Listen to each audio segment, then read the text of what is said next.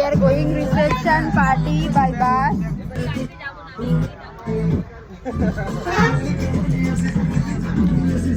अभी हमें 3 घंटे का जर्नी तय करना है। ए, तुम लोग पिकनिक में जा रहे हो कि रिसेप्शन में जा रहे हो? हाँ? सबको बुलाओ। अमन आज बीच बजाती हूँ।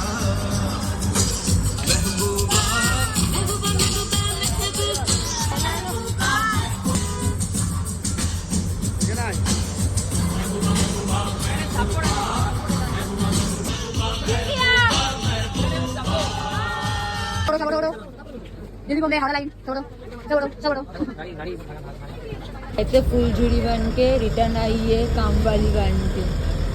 देखो ये है रियलिटी। जाने के टाइम पे एकदम सब डांस करके बस तोड़ दे रहा था, आने के टाइम पे सब सो गया।